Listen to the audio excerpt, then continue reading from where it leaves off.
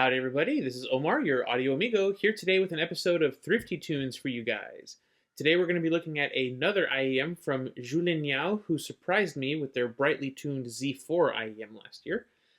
This is the step-down model. This is the logically named Jing Hong Z3, priced at between $35 and $40, depending on if you want the USB C version and if you want a microphone on the cable. The Z3 differs from its big sister by using two dynamic drivers rather than a single unit, with sort of similar looks but a whole lot more vents. What will that do to the sound compared to its big sister? Let's find out. As usual, a quick disclaimer before we get started. Like with the Z4, this particular unit of the Z3 was sent to me by Zhulinniao for review. I am not being paid for this review, but because I could turn around and sell this if I wanted to, I've gone ahead and activated the paid promotion feature here on YouTube. I do these disclaimers because I believe in full transparency when there's potential bias besides my own personal tastes at play. Thank you so much to Zhulinniao for sending me this set, and thank you all for your support. Starting things off with the unboxing experience here. While the box isn't as big as it is on the Z4, they certainly packed it full of a very similar accessories package. The IEMs are front and center when you open the box with the cable pre-attached. And then you also get this awesome little case, which we'll talk about in just a second. But inside the case, you will find the ear tips. Now, the Z3 does not have swappable nozzles, but you do get the exact same set of ear tips that you do on the Z4. You get their balanced sort of silicone tips, you get their wide bore vocal focus tips, and you get their signature premium Zhulinniao rhyme ear tips, which are quite nice. They also add in a pair of foam ear tips, which I haven't opened, but those are there. The case here is, in my opinion, one of the best pocket cases on the market. Not only is it strong enough to survive drops like that, the zipper is branded, which I really like.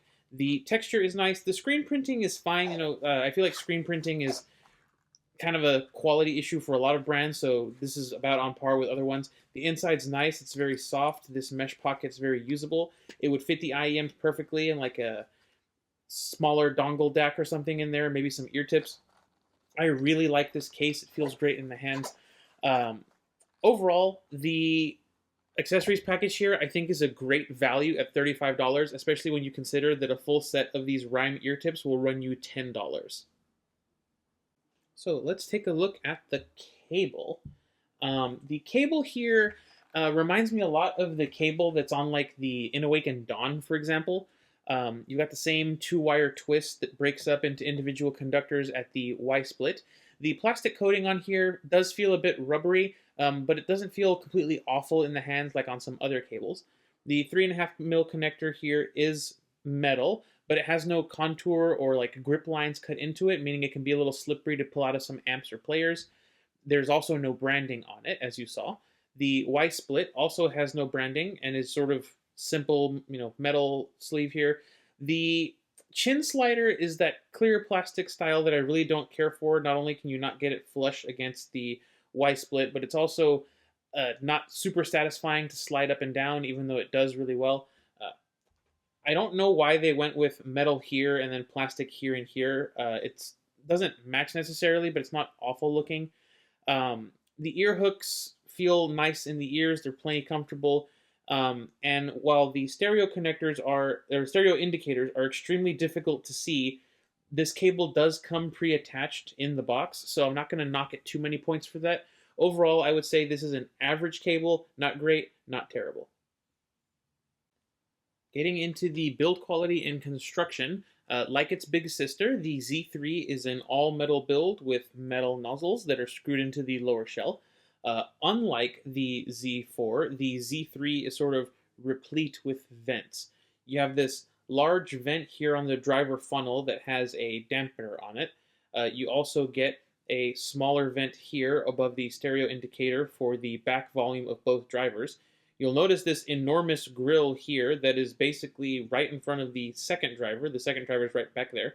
I'm not sure if the second driver fires through this and through a tube, but as I'll get to later, that second driver does some interesting things. And then there's another vent sort of in a slot here on the sort of bottom foot of the IEM. As you would expect with all of those vents, there was no driver flex with either one of these, either the 6mm driver or the big 10mm down here. Like most full metal IEMs that I've been looking at, the seam between the top and bottom is nicely done. It doesn't really catch on my fingernail unless I go looking for it. It feels nice in the ear. It's not sharp or, harsh. It doesn't cause any discomfort. And like I said, the gap is fairly even. These are built fairly well. One last thing to point out, these 2-pin sockets are recessed. If you're going to upgrade the cable on this, keep that in mind. Outside of that, metal build, $35. This thing should be pretty solid overall. So let's get into the specifications for the Z3. This is a dual dynamic driver set. The larger is a 10mm bamboo fiber diaphragm unit, and the smaller 6mm one is using a polyurethane and polyether ketone diaphragm, and it sits, like I said, above it behind that sort of grill that we saw. I want to talk about that driver for a second. I've seen that sort of thing before on IEMs where they use it as a sort of pseudo bone conduction type thing, and I'll touch on what it does for the Soundstage a little bit later. All you need to know for now is that if you cover the main nozzle and play music, you'll hear it coming out of that top driver grill very clearly. So keep that in mind if you're, gonna mod these or cover up that top driver or do something with that.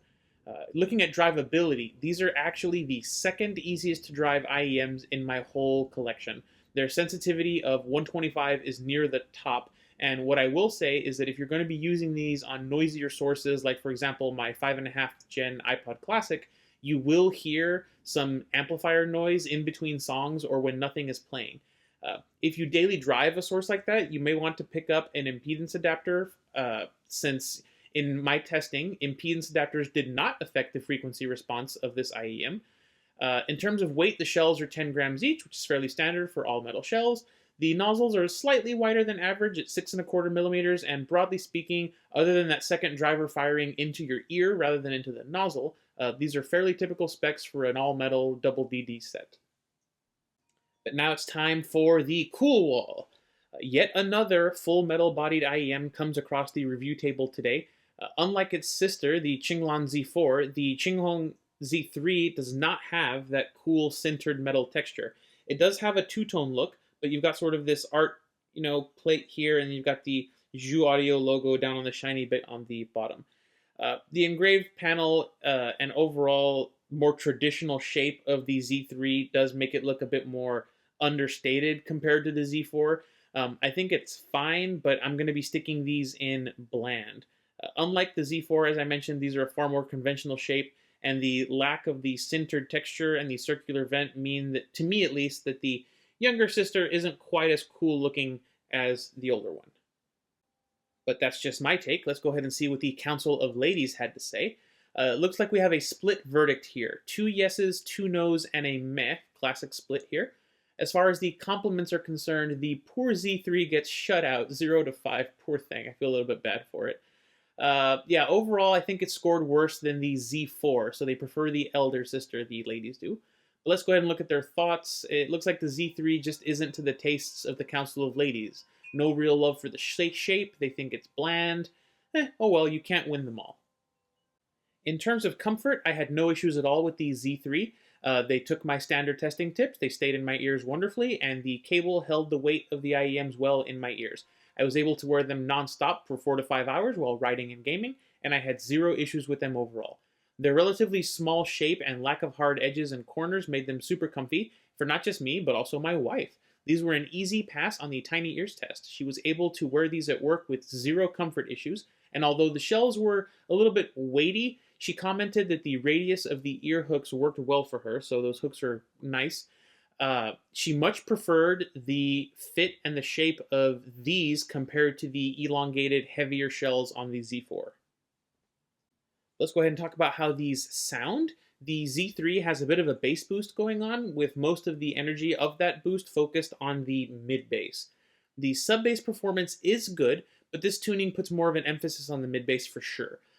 Unlike Pluto's Waiting for You, feels like some of the lower frequency drops at the beginning are lacking a bit of rumble and emphasis, compared to the mid-bass at least, because once the chorus kicks in, the higher mid-bass drops have a lot more presence to them.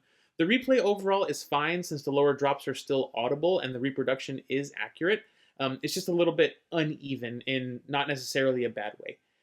Bass guitar and the larger drums sound really great on this set. The iconic bass line from Fat Larry's band's Act Like You Know has a ton of energy and this great funkiness to it.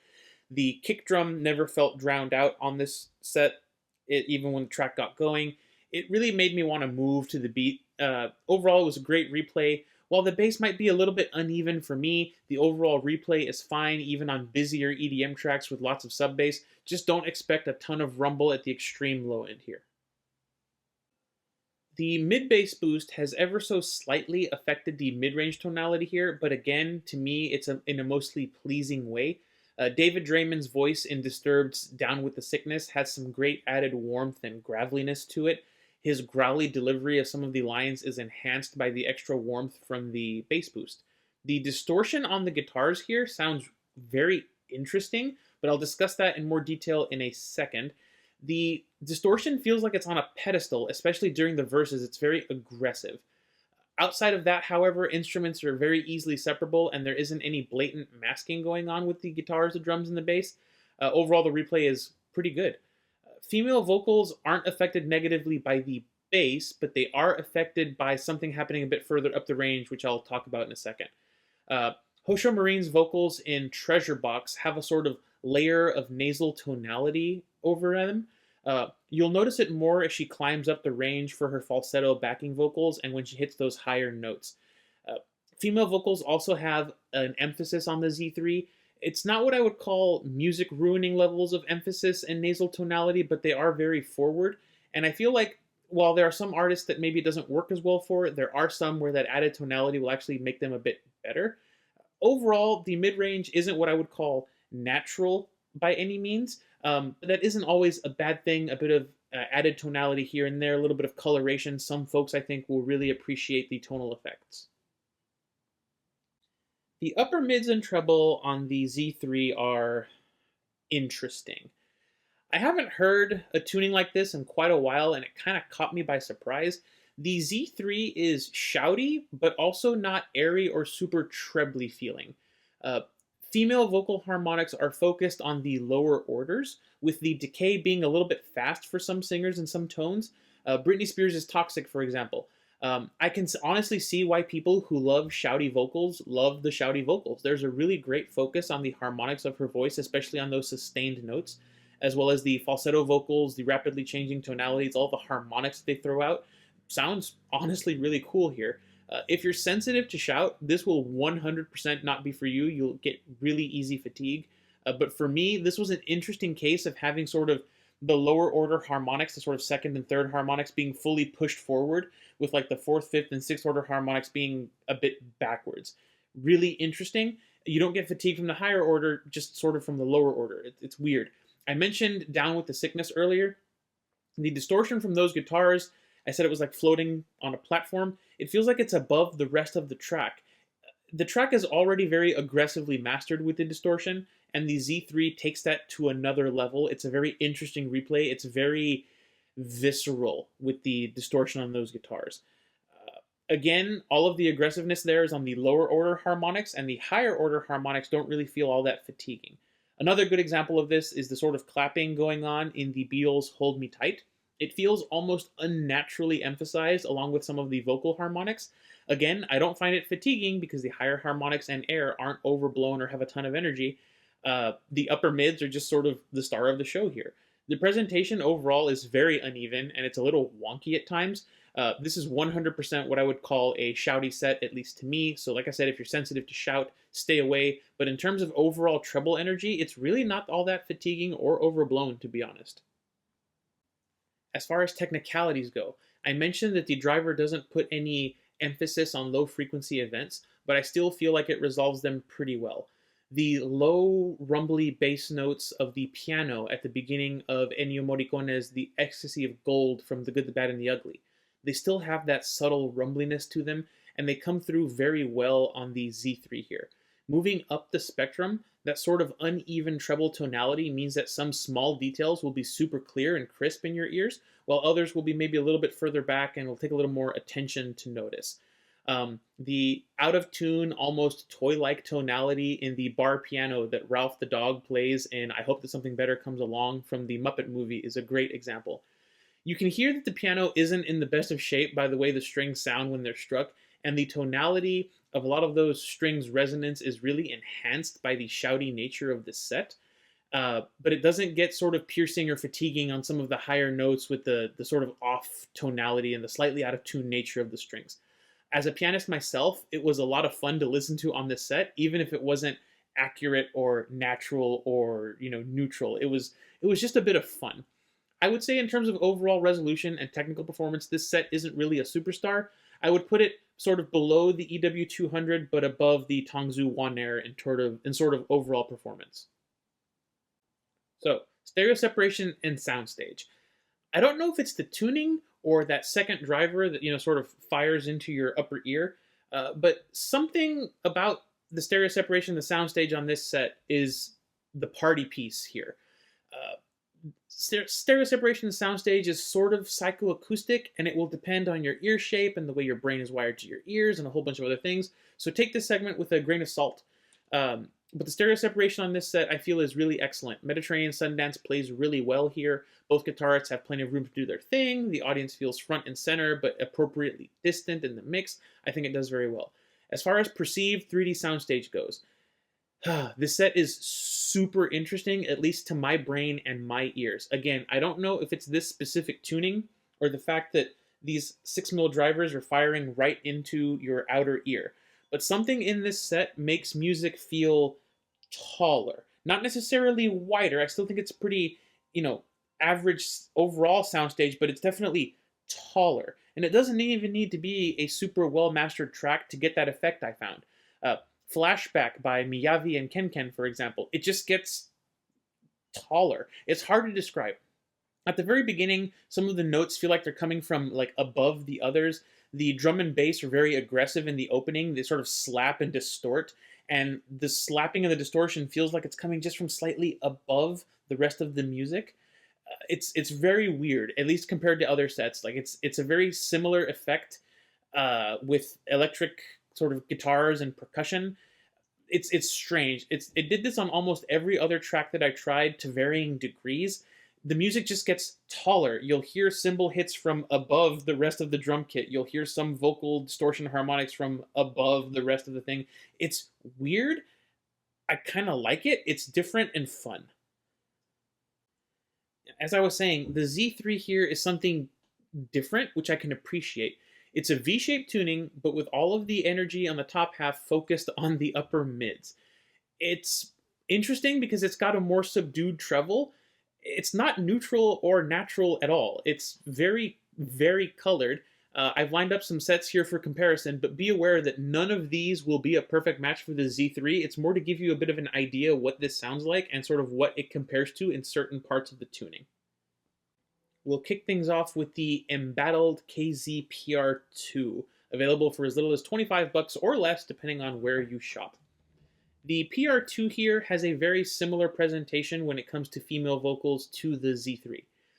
It has some of that shout factor, but the PR2 has much more treble energy, leading to an overall much more fatiguing tonality.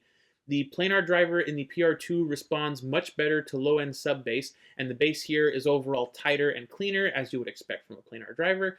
But the Z3 here is punchier in the mid-bass, and is nowhere near as fatiguing to listen to as the PR2, so long as you're not sensitive to shout.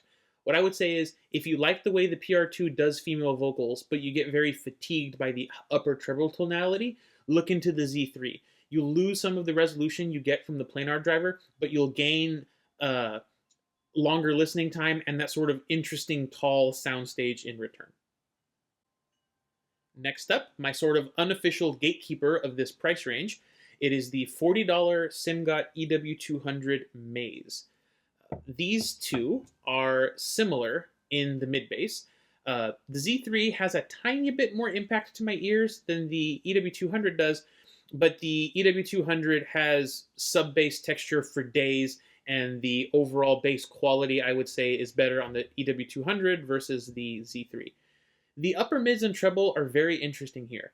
The Z3 is a bit shoutier than the EW200, but again, it comes across as overall less fatiguing due to the more subdued treble energy. It just has a lot less energy with those upper percussion harmonics, and honestly, if you found the EW200 fatiguing, uh, again, check out the Z3 if you can handle the sort of shoutiness. The EW200 definitely has a nicer driver in it. I feel like it's more resolving, more natural sounding, more uh, more revealing of the music. But it doesn't have that tall spatial effect the Z3 has. Other than that, these two metal build, very similar cables, similar accessories. Uh, I would say this is the more traditional V shape. This one is interesting. Next up, another new boy. It's the Kefine Klean, priced at $50 US. I'm going to be talking specifically about the tuning with the black nozzles here. Um, it's a very similar story to the EW200. The Klean has better sub bass, less mid bass punch, and overall more treble energy. Both the Klean and the Z3 put a very strong spotlight on female vocals, but the Z3 kicks it up even an extra notch compared to the Klean. It's, like I said, really interesting. The Klean will be more resolving and more natural sounding, and it's the more traditional tuning here. But if you're not sensitive to the upper mid range, the Z3 will be less fatiguing, and it has that, like I said, that imaging going on here. The Klean is definitely the better driver here, but like I said, it's similar in how they handle the female vocal spotlight to the Z3, even if it's not a perfect match in overall tonality. Finally, I thought it would be fitting to compare the Z3 to its big sister, the $40 Qing Z4, and see how it stacks up. Now, I was not able to do detailed comparison listening with notes for these two. This one went out just before I was doing comparison listening for this set, so this is going to be more of a graph talk than my in-ear comparison experience. I just wanted to say that so you guys are aware. This is more graph talk than it is me comparison listening. So, when you're using the red ring nozzles on the Z4, the Z3 sort of matches it in terms of upper mids energy. Both the sisters seem to have a lot of energy in that area, and where they seem to differ is really everywhere else. The Z3 goes for a bass boost and de-emphasizes the treble, whereas the Z4, as I said, is a full-on bright tuning. Personally speaking, from what I remember, I 100% prefer the Z3 over the Z4, not only because of the bass boost, but also because of that weird, tall spatial effect that it gives music. The Z4 is a well-executed, bright set. The Z3 is a interestingly executed, shouty, soundstagey specialist set, and I just prefer the uniqueness here compared to the more sort of standard bright tuning on the Z4. So, wrapping things up, the Z3 is sort of unique. None of the sets we've looked at can do that interesting, weird, tall soundstage thing.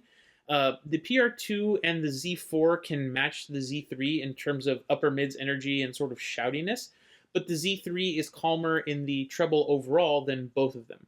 The EW200 and the Klean are sort of more conventional V-shaped IEMs, less upper mids energy, more sub bass, more treble. And these two you should look into if you're looking for a more conventional, more natural sounding IEM. The Z3 is very colored. It is very strange. It is very interesting, and I kind of like it. Which moves me rather neatly to where the Zhulinniao Jing Hong Z3 will wind up on the Audio Amigo Arbitrary rating scale. The Z3 at $35 represents an interesting option. As I've mentioned, it's got fairly unique tuning with some interesting verticality to its soundstage. It comes with a really nice case, a good selection of stock tips, and a pretty decent cable. I feel like the Z3 here sort of codifies my "but I like this" ranking. The tuning is not what I would call conventional. The upper mids focus with the more subdued treble is a bit of an odd choice, and so is having the second driver firing into your outer ear instead of through a tube in the nozzle. It's not a typical 2DD set. It's weird, but I personally like weird things. I'm not going to recommend this set to absolutely everybody, but I feel like this set, with all its imperfections and weird tuning decisions, is wonderfully flawed in the best way possible. I could see myself pulling this out every once in a while for just a bit of fun. It's kind of a breath of fresh air. I like seeing experimentation like this in the IEM scene, especially when it's down at the budget end, where it's really easy to try new things without a ton of, big capital investment. And that is going to segue very nicely into my recommendation. Right off the bat, despite the excellent accessories package, I do not recommend this set to people who are new to the IEM hobby. You need to know if you're sensitive to that upper mid-range energy before you even think about trying these out. Speaking of, if you're sensitive to the upper mids, do not get these. The same goes if you're a bass head. The sub bass might feel a bit lacking to you. I feel like treble heads won't find enough energy here to make them happy, and folks who are looking for a neutral set will just listen to this and be like, what is this weird, unnatural, totally colored thing? I also wouldn't get these if you're looking for sort of the absolute top tier, best detail retrieval and technical performance under $40, because that's not what these are. But if you're looking for a bit of fun, I think this is an excellent set to try out. It's cool to see what some of your favorite tracks that you've heard 1,000 times sound like with that shout first tonality and that extra verticality from that second driver. If you're looking for something different, I recommend this. I think this is 100% worth a look if you're an existing IEM collector, just to have something weird like this in your collection at honestly a pretty good price. No, this is not the next budget Qing. No, this is not going to be the first recommendation for newcomers to the hobby. No, the tonality isn't amazing. But the Z3 is trying something new, and I personally find it fun and exciting. And even if it ends up just being a specialist set for occasional use, I think at $35 it's pretty good for that. But that's going to do it for this one. Thanks again to Zhulinniao for sending me this one out for review. You guys are 2 for 2, surprising me with IEMs. Can't wait to see what they do next, honestly. It's probably going to be interesting as well. As I said, I do 100% prefer the Z3 over the Z4. It's just more interesting and more fun to listen to for my ears and my preferences. I really like this set, but I can also 100% see how this will not be everybody's cup of tea. So yeah, if you think the way I described this sounding is interesting, I'd say check it out. But that's going to do it for now. Thank you all so much for watching. This has been Omar with Audio Amigo Reviews, and I'll catch y'all next time.